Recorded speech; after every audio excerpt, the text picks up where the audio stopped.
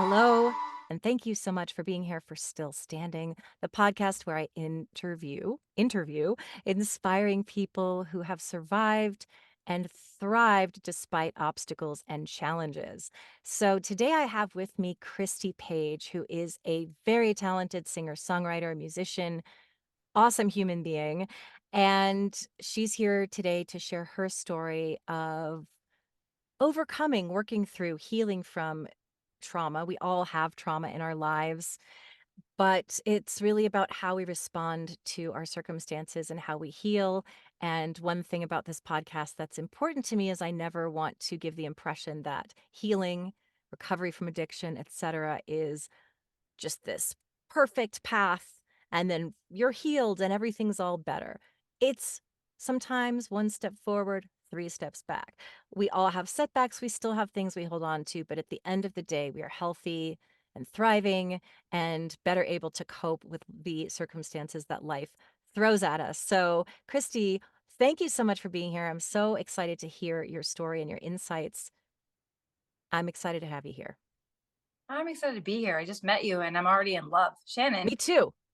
We just became best friends. She that's was referred to, right. yeah, we were referred by the person I was going to interview. He had to cancel. He asked if I wanted to interview Christy.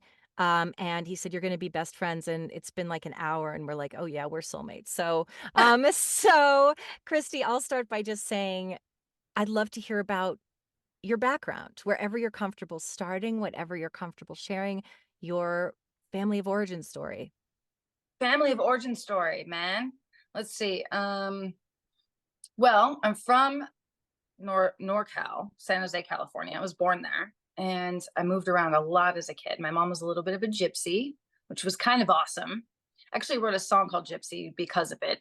A little bit addicted to moving around because of it. I just changed schools 17 different times. So sometimes I don't know where to say I'm from because at some point we lived in Florida, then I was in Las Vegas, then we were in, Arizona at one point. We've been everywhere. So, but I always tell people like where I was born, it was San Jose, California, or Santa Clara for those nerds out there that want to know the specifics. Um, but yeah, what part of the journey do you want to know, Shannon? Where do we begin?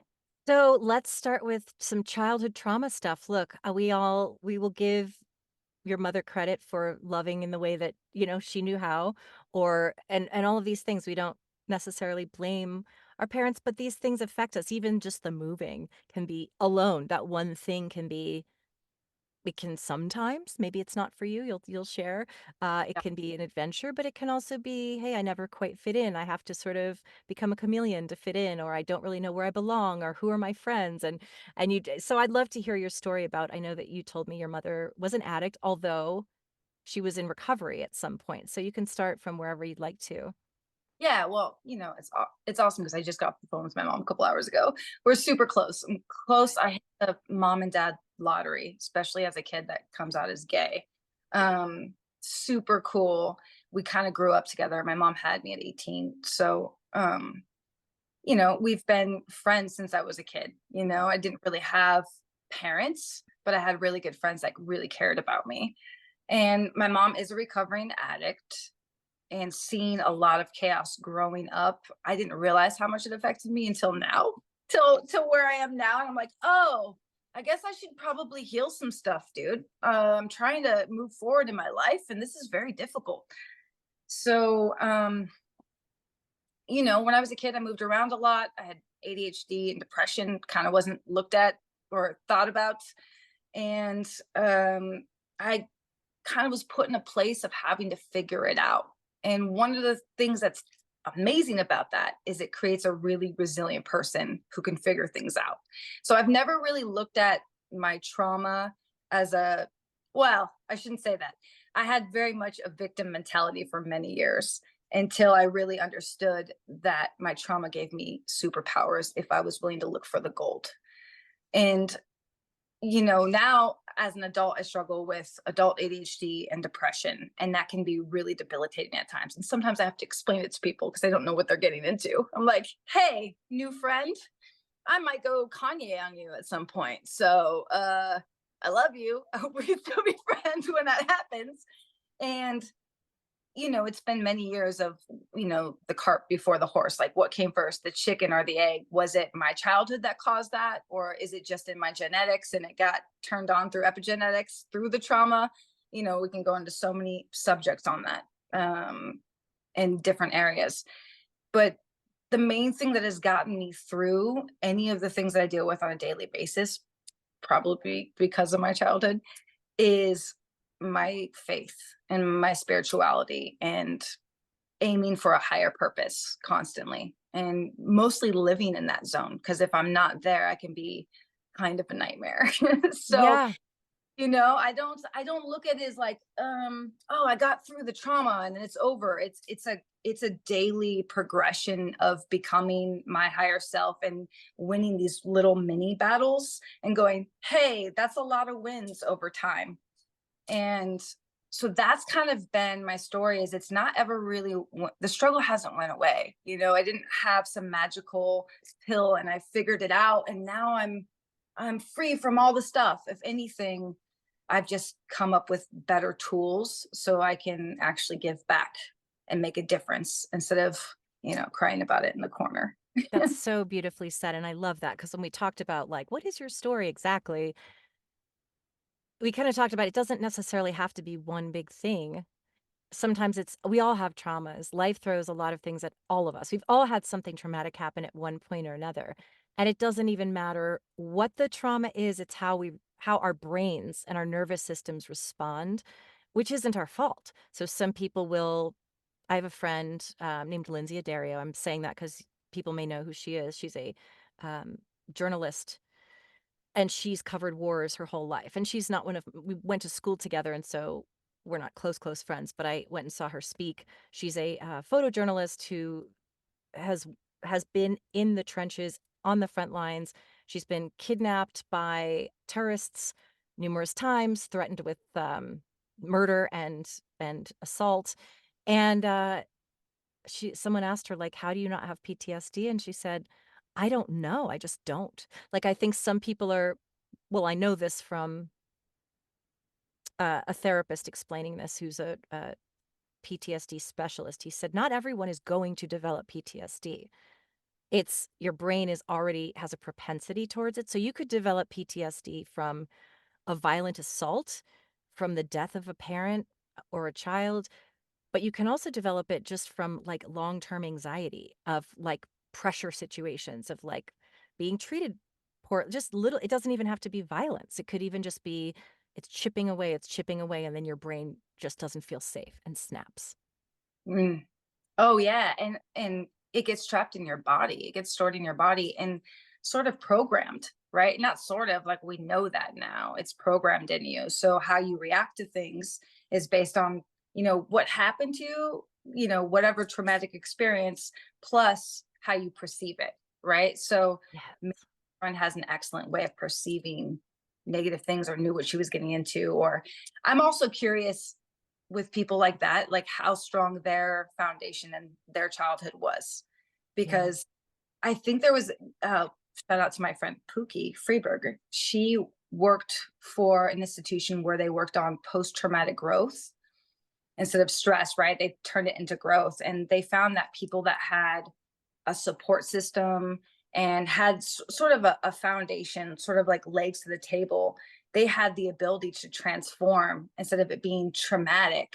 They could use their experience to become more. So some people would lose their legs in war and it would be the end of their life, right? And they would be depressed and go down a rabbit hole of awful things. And other people would make goals and find new ways to thrive.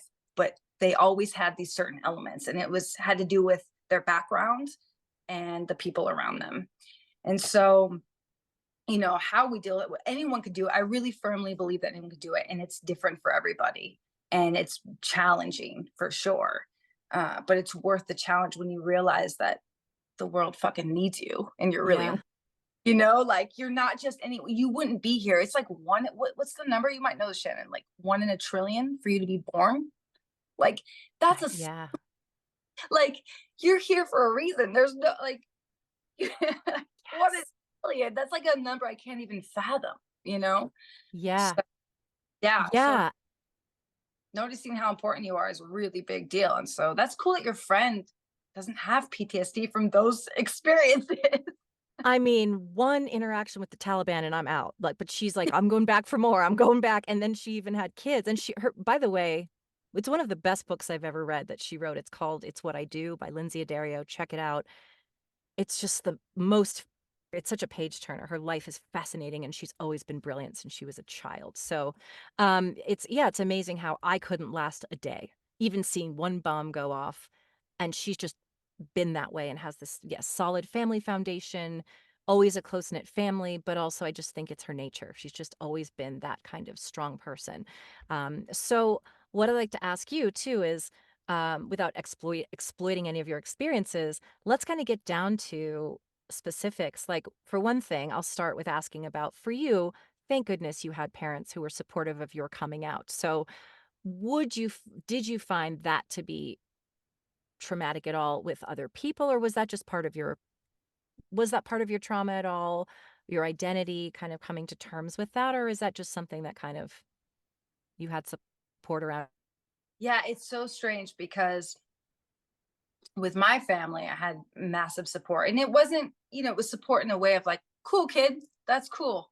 Awesome. Like, it's not like they were like, how many times can I say like in a sentence? That's a good question.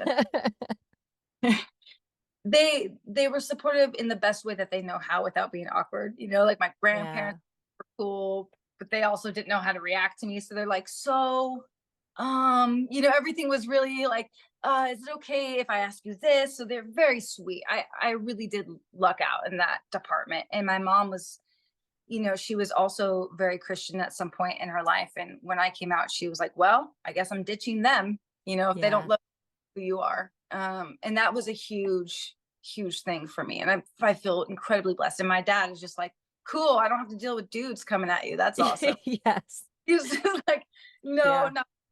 But as far as, I think the person in me that always wanted to be the best version of myself and wasn't sure. And I immersed myself in Christianity. So, because I wanted to be the best I could possibly be, and also what I was surrounded by as a kid. I had more internal homophobia than anything. And the external stuff came from like mentors that I had that I really looked up to. Even to this day, I'm like I get bummed about it, where I'm like, I can't believe you still believe I'm this terrible human being because I love somebody of the same gender. Like, that's insane to me. Yeah. Um, so, yeah, there was a lot of trauma from that, of a lot of those people were safe spaces for me when things were tough at home. And when I didn't have that anymore, that sucked. That sucked. And it made me feel like the love was fake. When people take you under their wing and they make you a part of their family, and then all of a sudden you're not the golden child that they're saving or whatever, and you get kind of tossed out of the kingdom. Yeah. It's a terrible feeling for sure. Yeah, and I'm sure it is. So at least I hope now that while homophobia does exist, obviously, when I was coming up in the 80s and the 70s, it was just not talked about. It was so I think in my generation, it was more we're I'm Gen X. Uh, it wasn't I didn't see hate around it, but I grew up in like a very educated New England, like very college educated New York City type people. So it was just not discussed. But I keep imagining like what must that have been like for the gay kids in my class who just didn't date or didn't express it, and I never even thought twice about whether they were gay or not. I just kind of thought that Michael Izzo was just really popular with the ladies. And like I didn't realize that. But it's that in itself could be so isolating. And Yeah. I said this before, that as someone who is in 12 step for, which is why I'm doing this podcast, for sex and love addiction, I was just telling someone the other day, it's a lot of gay people. It's a lot of women, but it's a lot of gay people because growing up, they didn't have acceptance. A lot of them had a lot of complication around being gay and not accepted, or whatever their thing was, abused or rejected by their family.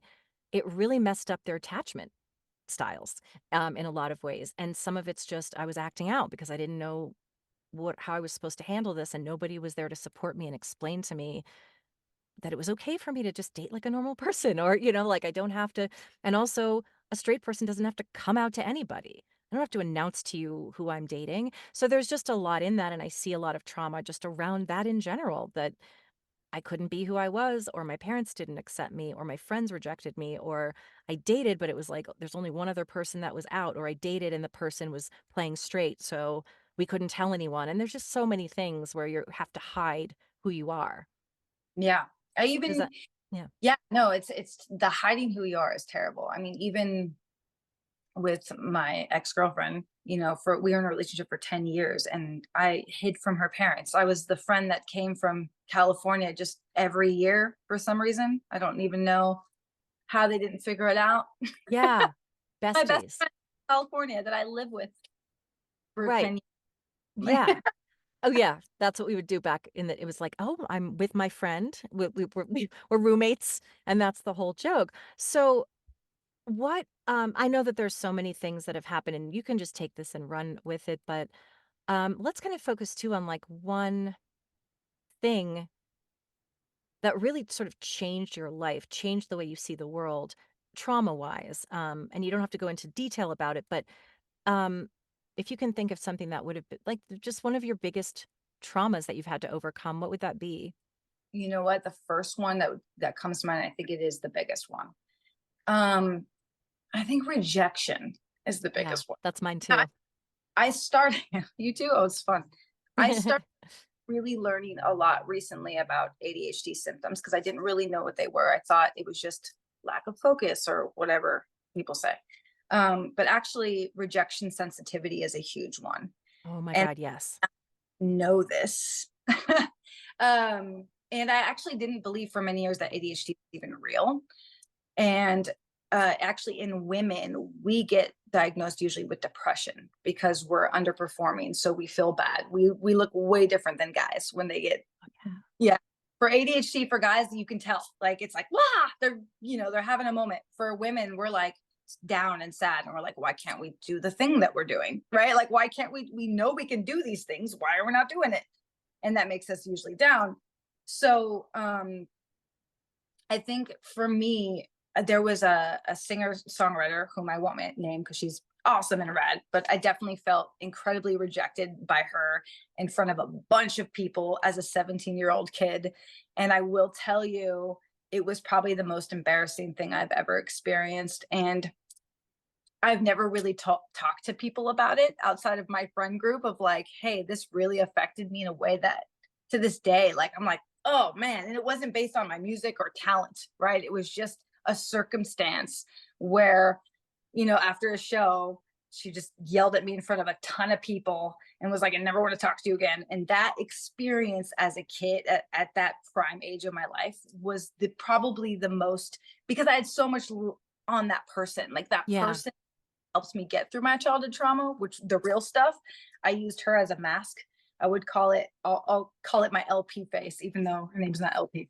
Uh, I would be like, I'm going to put on my LP face when I go to a new school or when I would do something, I would put on that person's identity because I didn't know who to be. Speaking of wearing many masks, when you're constantly protecting yourself in different circumstances, you get really good at acting. And at some point, you're like, well, which one's me? You know? And so I got really good at that. And then I carried that with me all the way until I got to meet this person and work with her. And it was a nightmare when the rejection because now my teddy bear or the thing that I wore to get through almost everything in life, like was now gone and now hated me in my head just as much as the people that I was meeting. So that was probably the worst. That was probably the biggest trauma that I feel like I just recently got over. I'm like 100 now. I'm actually glad you said that because I feel I know where our I'm kind of getting to a focus here, which is really great. I think everything you've said is totally valuable and interesting, and I love the perspective that, a lot of the people I'm interviewing are like, "Oh, this thing happened to me," or, "I was an addict." But I think it's really important to talk about the fact that, um, it can be a lot of our stuff is internal. So, for example, It's how we're like you said, it's not even just the trauma itself, but how we perceive it and internalize it and how it then affects our sense of self-esteem or lack of self-esteem. And so I think that's a really great thing to talk about, and also focusing on mental health stuff, which is what I'm getting to next. But I was just telling someone that I may not have had the trauma that you had, like the severe literal abuse and trauma, but like, and I told you this too, like I didn't have, it wasn't like this violent assault. It was like my parents were the most supportive and loving, and they still are, and they're together and they're happy, and it's a very functional family. Very rare. I can't complain about my family. But when I went out into the world and was rejected by little kids, just little babies, but I was a little baby. And when they told me I was ugly, I was like, I'm ugly. And the words that they said, even though they were 3 years old, stuck with me. I still remember every insult. And I was so sensitive that I crawled inside of myself. And then I was telling Lyndall, then as I became a raging sex and love addict because I didn't feel wanted, desired, accepted. I was rejected by my peers and I was sensitive. And when someone told me I was ugly, I believed it. Therefore, I played that out for the rest of until I went into a 12-step program and learned that chasing unavailable people to try to make myself feel better, that's just going to keep reinforcing the negative core belief that I am not okay and I'm rejectable. And that's what we do is we repeat the pattern over and over and over because our brain somehow doesn't say, "Oh, I'm actually going to choose somebody who can show up for me because that'll actually be a better that'll help me heal." But no, Right. I'm gonna keep persisting because apparently I haven't gotten the message yet that I am totally lovable, and just because that person is not capable of opening their heart to me or sharing their life with me, it is not a reflection of me. It is a reflection of them, and I am the one that's being the only thing I did wrong is I'm attracted to that kind of person. So, I would love to hear, first of all, anything you have to say about that to start, and then I have another question. Oh man. Well, that's a good opener to this too, because I Yeah. very similar. Like when I was a kid, I would, when you change schools a lot, Yep. you can't help but sort of either become the bully or be bullied. And those were like the two things that I would go in and out of. I When I was in the third grade, I became the bully once and it was terrible. Never did that again. You never Yeah. people feel bad when you know how terrible it is to feel bad all the time. When I was at 9 is when I had my first suicidal thought, and sort of have been battling that way of thinking since that age. Yeah. So, and a lot of it came from prior, like, between, some darker things, right? Sexual abuse. And then prior to that, just being beat up in school and called ugly and, called names. And you're moving on to the next place. So you're like, I don't know if that was true. And I don't know which one is true. And you're kind of bringing this baggage with you and Yeah. going on to the next space after that. And you kind of just carry things. Um, but yeah, the rejection part can be like devastating even as an adult now. Like I still do those same patterns and have to catch and go, what did I just do right now? Are you Mhm. serious? What are we up to? What are we up to here? What are we up Yeah. to?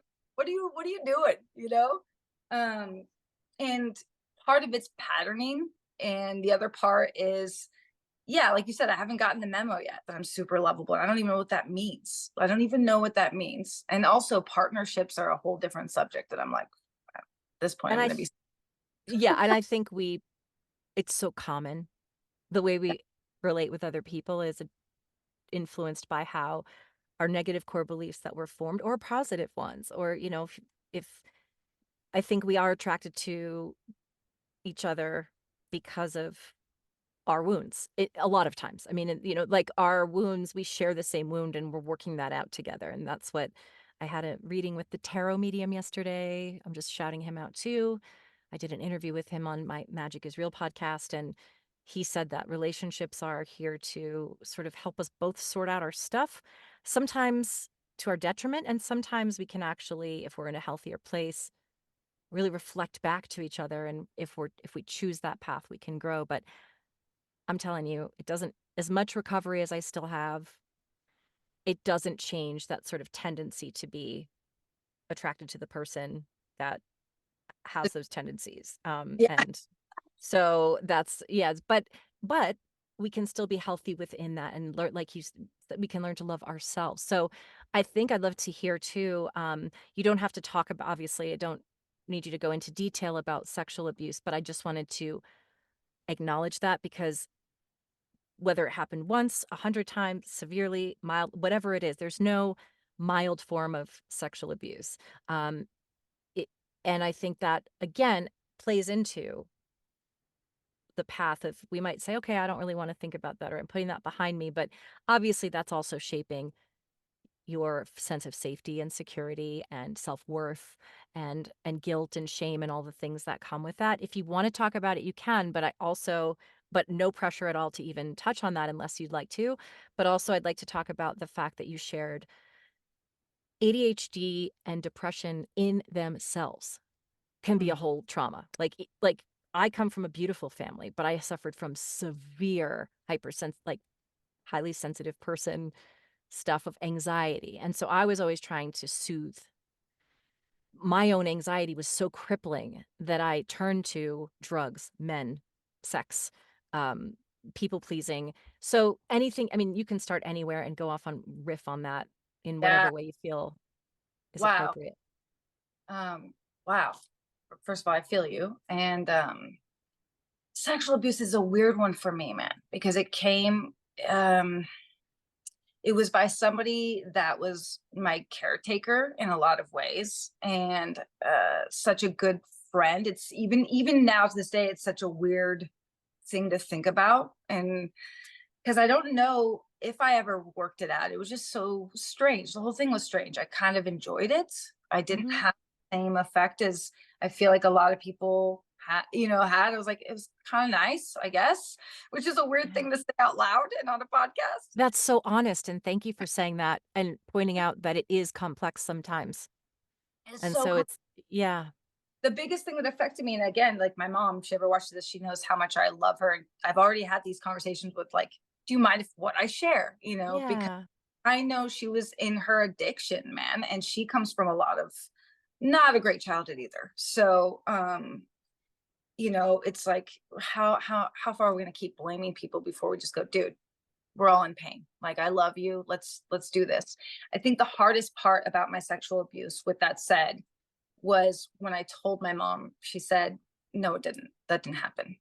yeah, And that, I think, really to this day is the thing that kind of still fucks with me, where I'm like, yeah, did I lie? Am I lying? Oh my God. And if the person didn't admit to it, I would still think I was probably lying, because my yeah, mind, such an imaginative kid, and life was already kind of chaotic by that age, that I did make up a lot of stories to get through my life. Like, fantasy has been my way to get through my day sometimes. So that messed me up, because I was like, oh my God, why would I make that up? But then he was like, no, he apologized to my mother about it. He was like, I was high, and we went on this long thing. And so I'm in a way grateful for that, because yeah. I don't know if I would have believed my own self. So that was the hardest part of that for me. And again, I got lucky in that too. Yeah. And your You know, mom just didn't, it was too painful for her to receive, and she had to go into denial. So I love that you said that. We don't want to blame her. And I love that you can see that you can forgive her for not protecting you the way she might have, and to understand, like you said, we're all, just because you're a parent doesn't mean you're not human and flawed. And she had you so young, not an excuse, but a total understanding of where she was at that time. And that's, that kind of information is too hard to receive. So people will deny it and therefore end up gaslighting you unintentionally. But I'm glad that you've been able to smooth that over. yeah, And also thank you for acknowledging that when it comes to abuse, it's multi-layered and everyone's experience is different. And often people become sex addicts because of abuse. And you could look at that and say, well, um, so they liked it. It's like, it's not that. It's that it's we're sexual beings. Our bodies are made for this. So there's part of it that's natural and there's part of it that feels good. And so it can be so confusing for the victim because, well, this isn't appropriate and this isn't okay. But then at the same time, it feels good. And I can imagine that in itself would elicit a lot of maybe self-blame or self or guilt or something. I don't know if that's the word you'd choose, but I've heard that before from people. Oh, for sure. I mean, and with the family stuff, the parent stuff, it's not like I woke up one day and I was just like, you know what, my family, it's okay. They just went through it. It's Yeah. you had to sit with it and go, okay, I can sit in resentment and be pissed off, but if I look at where they come from, Mhm. right? But the confusing part of being like, yeah, this is enjoyable. I was 8. What is it, Right. girl? Gonna know. And she's like, I guess that was kind of cool. What was that? And also, I cared about this person. This person was somebody who, I remember when I had pink eye, he was the first guy to like come and make sure my eyes were open because they were closed shut. It's like these little Yeah. of, or he's the person I ran to when I was afraid. So it was really confusing for sure. And then when you grow up around the Christian world and they're constantly asking you about that, right? Oh, was it from abuse? Was it from this? Are you gay because of this, because of that? That can get you in a spin out that will just never end. It's like hell. Um, and so those types of struggles came along with it. We're like, am I gay because of that? I'm like, I don't think so. Like, I don't Yeah. think, I think she's pretty. Yeah, exactly, right? Yeah, and who knows? And either way, it's like I think sometimes that happens, sometimes Yeah, it doesn't. It just yeah, that's so interesting. Thank you for sharing that so vulnerably. I think it's important to yeah to address that because I know there are a lot of people that have gone through that, and it's a really hard thing to go through. So yeah, when you talk about and you did say earlier, like, is my depression part of my trauma or is it like hereditary? I'm going to go out on a limb and say, considering that your mother was a drug user, she probably had some form of trauma or depression herself, whether it's born that way. Do you know anything about your family history? Did you inherit? And is it bipolar? Is it depression? Have you been diagnosed with like type 1, type 2, or just general major depressive or whatever it is? yeah, it's a great question. So I originally went for depression. I haven't been officially diagnosed with bipolar, but that is the symptom. Yeah, And my mom she's got bipolar too. that would So make sense. it would, yeah. So it's not like I went to a doctor and officially did it, but I think all of my tests that I may have something. Along, Yeah. so let me put this on focus. Sorry. Hmm. Uh, oh, sorry about that. Yeah. Uh, so for me, I later figured out the bipolar thing. I thought it was always depression, and I was just in a really good mood later. And Yeah. have these extreme highs, and you're like, I can do anything, and my friends are incredible. Let me call everybody and leave them 90 voice texts about how awesome they are. um it can be a really awesome thing for the other person, but they know the crash is coming. Luckily, Right. all people during the crash. But yes, there's definitely a family history of it for sure on my mom's side. And my dad has struggled a little. He's got OCD pretty intensely, Yeah. but he's also an artist and a badass rock star. So Awesome. yeah, kind of fits the chaos, I feel like. Yeah, and yeah, so considering I know that it's anytime that you're dealing with anything, I mean really anything, a health issue, a mental health issue, it's going to affect your life. So, can you share a bit about what having ADHD, whatever your combo of things is, we all have a combo of things to some degree or another, and I'm not a doctor obviously, so don't nobody take this as the word, but I have enough bipolar friends to know that typically when someone hits real lows with depression, even if they don't exhibit manic symptoms, you have to exhibit manic symptoms at least one time to be diagnosed bipolar. But I know bipolar people who went undiagnosed because they didn't have the mania. They just couldn't get out of bed for like 3 months at a time. And they were treated with for depression, and the Prozac made them suicidal because it was the wrong diagnosis. And so I tend to now kind of pay more attention when someone's like, I am so depressed that I don't want to live anymore. Yes, you could have major depressive disorder. That could be what it is. You might also be depressed because you have unresolved trauma and maybe you have abuse you haven't dealt with. But I kind of feel like, again, I might be wrong. Don't quote me on this, but it feels like, in my experience, anecdotally, it's usually bipolar. Like it usually ends up being bipolar if it's that severe. So, how has that affected your life, your relationships with people, your jobs, whatever. How has that been a struggle for you?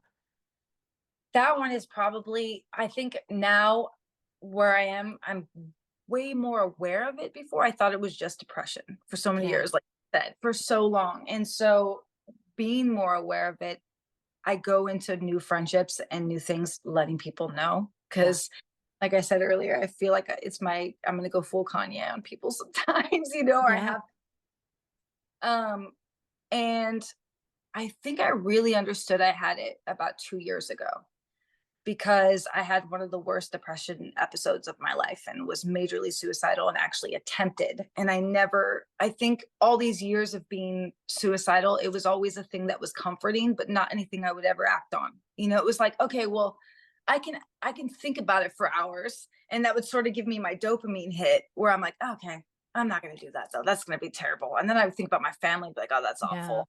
But I would go through, planning it out, going through, and they say you're in the danger zone, right? If you've gotten to the place where you're constantly planning it out, you're in the danger zone.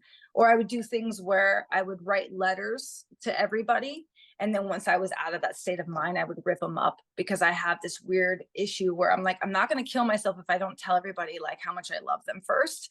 So I would just do the thing and then rip them up really fast and be like, okay, well, now you're going to have to rewrite all the letters. You can't kill yourself yet, you know? Yeah. So I would make little tricks with myself constantly. And I kind of still do. I still play the game, but at least now my health is on point, and I do, I have practices that are in place, and I have people I can call. I've had to set up, in order for me to really thrive in this next few years and doing music full time, and whatever else I want to do, I've had to set it up to where I have a support system, because I know I don't lie to myself that it's not going to show up anymore, because I've done Joe Dispenza meditations, or and I've done so much of that. Being a bipolar person, the spiritual world can get kind of crazy, because you're like, I'm healed, figured it out. And then it comes back and I'm like, well, was that an episode, or did I figure it out? And so it's been really, daily winning these battles to get through it. But yeah, the darkest depression episode I had was a couple years ago, and that's when I realized I had to put things in place if I was actually going to survive. Hashtag I'm What not going to, so nobody kill say me. Oh, yeah, yeah. I was gonna say, what did that look like being in that depression? What was the sort of day to day like?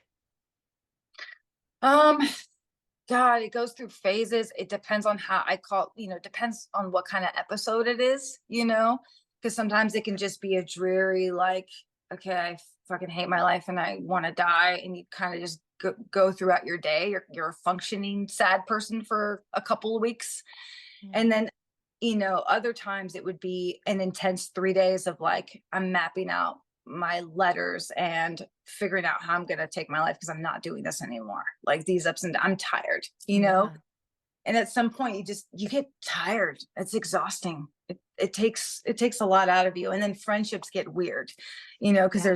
I'm always that one friend that they're like, I don't know if Christy's going to call me unhinged this week. And Yeah. and it's really difficult. Or the hardest thing I think now that I've come to the conclusion to is self-trust. Because you're like, can I trust this person that I'm talking to?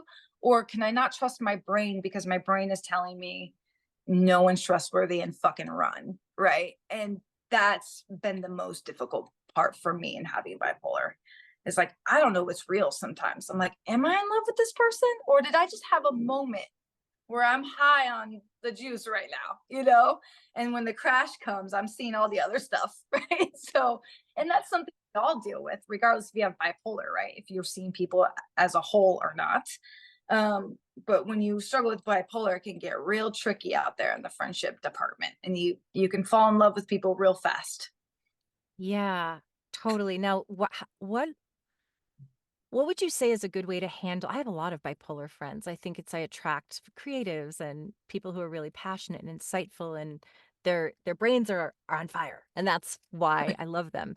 And I mean, literally, I look around. I'm like, so many of my close people, and I lost a friend to bipolar a couple years ago, and they're like extraordinary people. They're just like some of the most extraordinary, feeling, kind, loving, creative, funny people.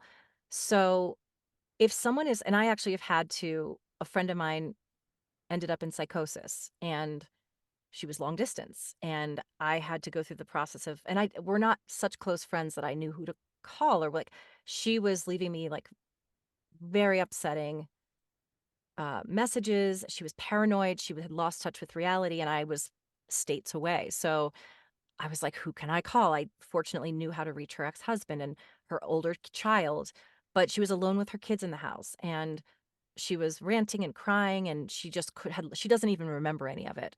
And for days I was like trying to get in touch with her family. Someone needs to help her, but there was no one around. It was like no one knew how to get at her, and she was locking people out of the house. And finally, and she was afraid to get in the car, and she felt paranoid. So, what would you say is the best thing to do as a friend? I mean, fortunately, I was able to get her whole family together, and they were able to get her into a hospital and get her medicated. And it's sad because she came back and said, I haven't wanted to talk to you because I feel so much shame about it. And I said, you please don't feel that way. You can't, you have a mental illness. It's like if you had cancer. I wouldn't shun you because you're not well. So, but it's hard to know when someone's not there and you know that they're losing it, but you don't want to say to them, hey, you're losing it right now, because that's just going to set them off. What would you advise? How can your friends handle it? What should they do? Oh man, it's really tailor made to what people need, right? Um, but just letting a person know in that moment, like, hey, you're so loved and you're so helped, and I got you. And right now, dude, you're such a always massage the ego, because when you're in that space, the worst thing you could do is be like, you're fucking losing it, bro. know? Right. And it's like, you're like, what do you mean? Like, I'm seeing the truth and you're losing it. Yeah. Like, Yeah. and Because they're then not going to believe you. I had to keep telling her, "You're safe. You're safe." I said to her, "You're having an episode right now. Please see through this to know that I love you and I'm caring for you. We're not after you. I, yeah, I would never do anything to hurt you." Of course, she didn't believe me, yeah. but I just knew. I was like, "Please let her higher self receive this. Like, we're taking care of you. You can trust us. I would never put you in harm's way. I love you." And yes, she was like, "No, no, no, they're all coming for me," but you just have to yeah, I love that. Yeah, share more if you would. Keep loving the person, and call the other people that you did the right thing, right? Yeah. And just like, I got you, man. No matter what happens, you just call me. Like, as long as you stay calm during it, because you do have your brain right now, Yeah. it will eventually calm them down, or at the least know that, hey, I had an episode and they're not judging me later, because that's the worst feeling Yeah. later. It's the after, when you're like, oh man, how is that person viewing me right now? Do they think I'm a loser? Do they think I'm, not worth it? Do they never want to hang out with me again? Those are the worst feelings to have after. So I think during, like, while the struggle's happening, you kind of have to know your friend a little bit, and just know, like, certain buttons you can push, you know, and also talk to them when they're out of it, and ask them, like, hey, when you're in that spot, do you got any Mhm. good, because, like, Yeah. that's the biggest thing. Is I have a friend, shout out to Nick Heyman, really awesome, just knows protocols. Like, when I hit certain spots and I'm devastated, or I don't want to get out of bed, or I'm like, fuck it, I'm not doing this anymore, I'm taking my life, I'm out, fuck everybody. Like, when I'm in that space, Yeah. she, like, okay, dude, have you eaten, are you drinking water? She goes back to the basics first, and then I know for a fact that I can call that friend, because she's not judging me later. And that's probably the hugest thing, is just like, okay, this person knows the protocols that we've set in place together, and your friend has to be open to building that, I think, in the future too. Just like, not lying to ourselves, being like, dude, this is never going to happen again. Like, Yeah. back, you know? Yeah, it's about you have to understand, I mean, it's it's hard to witness, but it's not them. It's the person before you isn't them. I mean, it is and it isn't. There's souls in there, but there's something else happening, and it is so hard too, mixing the spiritual realm with bipolar. In fact, one of my greatest mediumship mentors had a mental health breakdown kind of on publicly on social media, and she is one of the most talented mediums there is. I mean, she literally communicates with spirit and always has. But then in her delusions, it started to become, no, I see there's 14,000 angels around me. They're all telling me this. And because she's a medium and people were telling her, you are having an episode, she's like, people think I'm mentally ill, but I'm not. I'm actually just connecting with the spirit world on a deeper level and I'm seeing the truth. And so it's really hard because in that state, there's no talking sense into somebody. And it's difficult because you're also heartbroken for them because you know that's not them. And it's like, how can I help her? But I can't force her to go get help. I can't force her to take her meds. And sometimes it does involve um, intervention that's not pretty, and where it involves, authorities coming, having to come because it's for their own safety, but it can be traumatic for them as well. Yeah. And it does get tricky because you're like, wait a second, are they saying certain things, you know, like Yeah. that we're just not tuned into right now? And there is an element of that. And it does get sort of like, okay, what's real, what's not real? The only thing we have at that point is our actual experience and the results that we create from those experiences. Because it has been really difficult to be like, oh, I can also pick up energy and I Yeah. have all kinds of other abilities that are kind of magical. And I know because of results, not because of, oh, Christy's on a good one and she smoked a bowl. You know, it's Yeah. like a friend will call me 2 seconds later after I've been talking them in my mind, you know, or we know we have those gifts too. And that does make it sort of tricky. Um, yeah, I can imagine what that would be like going through. I really can't imagine, unfortunately. Yeah, and also I agree because as a medium myself, I can attest to the fact that a lot of bipolar people actually are picking up. I don't believe that schizophrenic people and bipolar people are only picking up on spirit stuff and that's who they're talking with. I think there's also something happening in the brain when they're having hallucinations of people and they're yelling at them and having some kind of a conversation.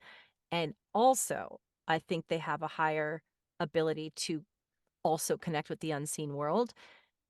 So it can get very jumbled up because some of it is literally you are connecting with spirit. You're not wrong. You are highly psychic.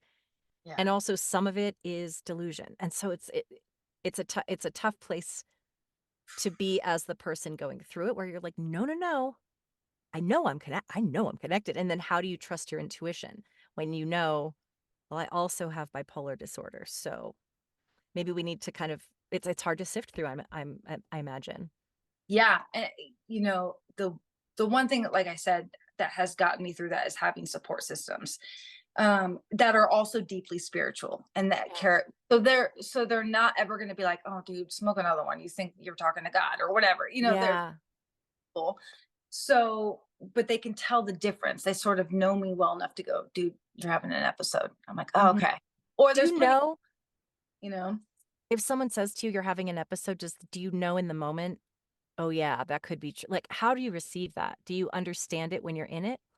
depends. It depends on the day. Or do you You know, think they're judging you and misdiagnosing you?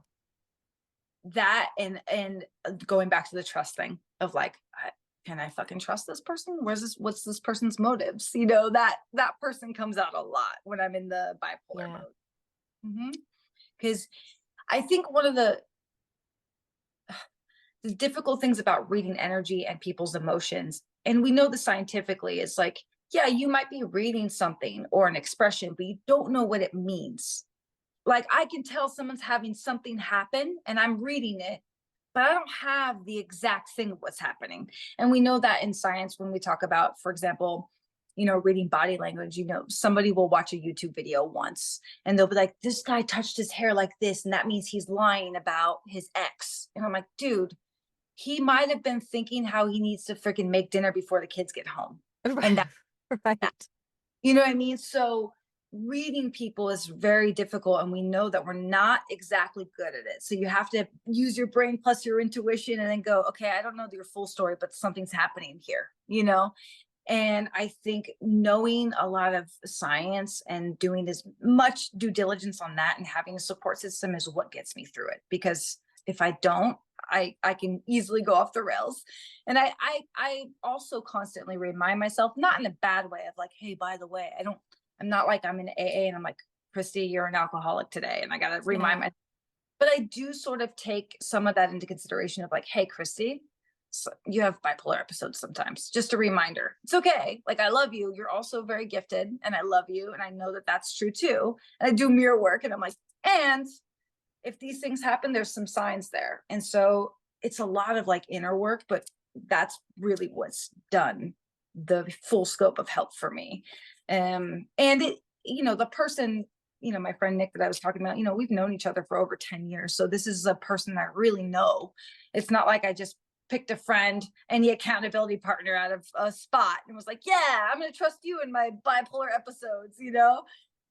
So I think it's just years of kind of getting to know this, but I definitely believe people can do it that are struggling with it. And everyone has different degrees of it, man. And it can get dicey. Yeah, sometimes it can look like schizophrenia. Sometimes it can just be low moods for a while. And I have a friend who was misdiagnosed till she was 50. And I now understand that like she would go into these depressions and just not call me and not respond to any of my messages for months, which I never held against her. But finally, I kind of had to give up on the friendship because I couldn't reach her. It was like, but one of her symptoms, she never had the like outright mania, but it was impulsivity.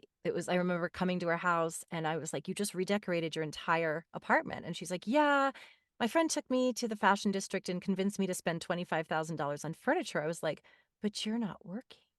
And she's like, yeah, I just, and there'd be times she's like, I just bought a $2,000 dress for the Oscars because I was invited.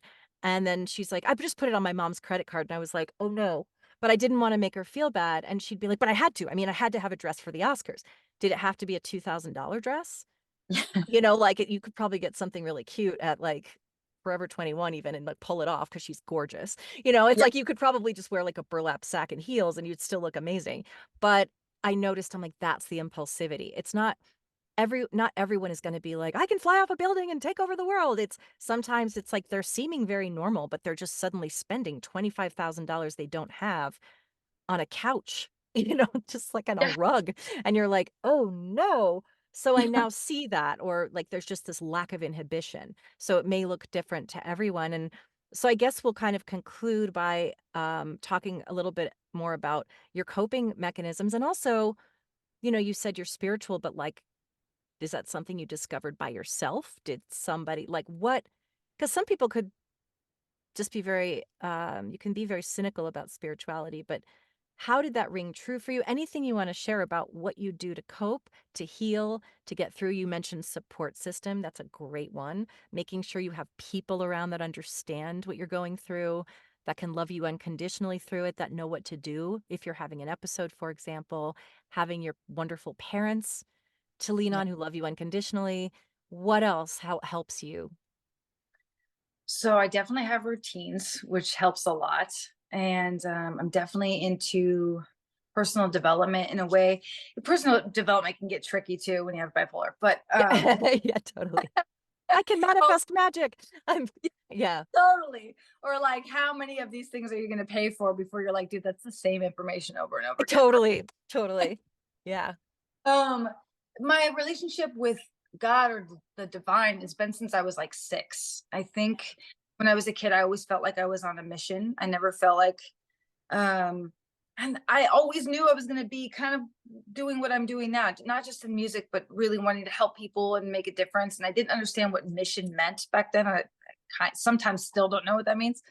Um, but I have always had this relationship with something higher than myself. And I think it was just like a little bit of my parents. I think my parents always said, "Hey, you can like talk to a dude up there," and they were just so like relaxed about it, right? And they're like, and then you could pray in like Jesus' name. They're like, my parents are hippies when it comes to that world. Yeah. Um, and I always had this relationship to something higher because I almost feel like I had to, like I have to lean on it. Even when I was a kid and there were traumatic experiences, I always felt protected that something higher was guiding me. And I got really in tune with that, or knew when to trust people, especially, having that doubt in myself of whether I can trust people or not. I always sort of followed my intuition on that. And then developed it over time. So, it started out with Christianity and then evolved into like I went to a Agape International Spiritual Center in LA. That became, Michael Beckwith, and Mhm. started writing music for them. around like 26, and that was a really cool experience. 'Cause I was getting off of the idea that I'm not going to hell for believing these new things, you know? Um, so my relationship with God, the divine source energy, whatever you want to call it, has always been there. And I think I've then cultivated practices like I do cold plunges, for mental, or I make sure I try to wake up at the same time every morning. Sometimes that doesn't happen. Or I journal every morning. I do the Stoic journal now. That's been awesome. And I definitely love affirmations. I do a lot of Abraham Hicks Me until too. I just did the morning rampage this morning. I love the morning rampage. It's so corny and it's the funniest thing that it's called a rampage, but I literally was like, "You know what I need this morning? I need Hicks to pump me up today because I'm feeling a little sleepy."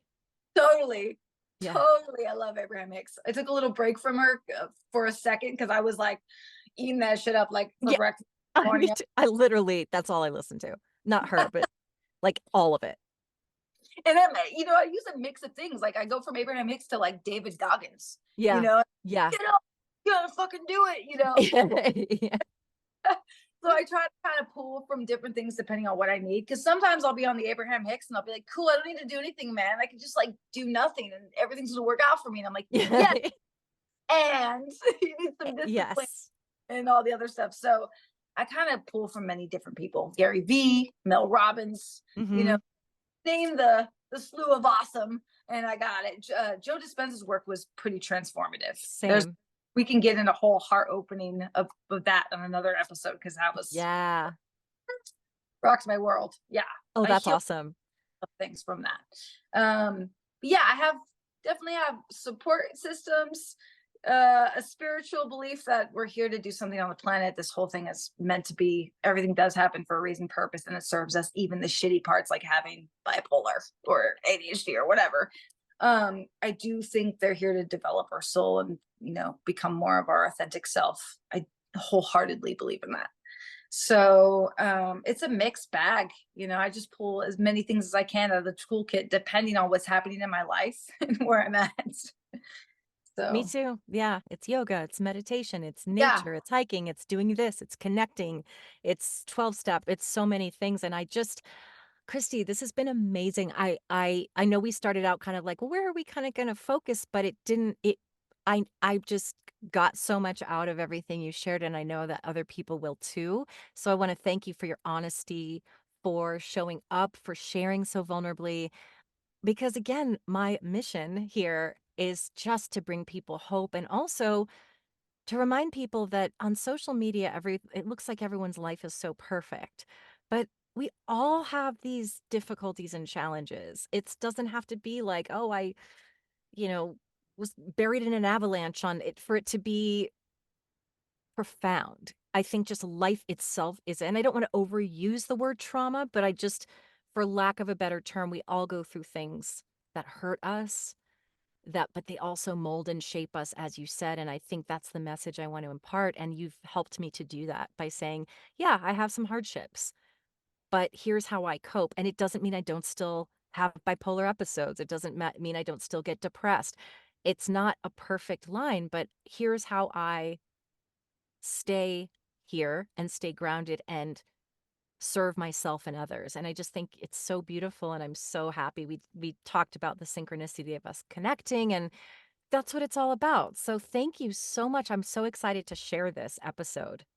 That makes my whole day. And thank you for creating the space. Like I didn't know I was going to be comfortable to share so many things. So Oh, so much. And I don't believe in accidents. I think that like everybody that we meet is definitely for a reason, and it's here to help us expand and love deeper and have more freaking fun, man. amen. Thank you so much, Christy Paige. I'm going to have a link to your music down. What's your website?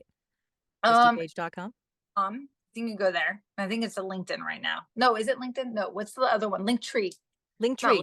Yeah, LinkedIn. I'll put the links in the description. So because I highly recommend checking out Christy's music, and if you want to learn more about her, that's where you can go. So thanks again, Christy. You're so welcome. Let's talk Lots of soon. love. Yes. Bye bye.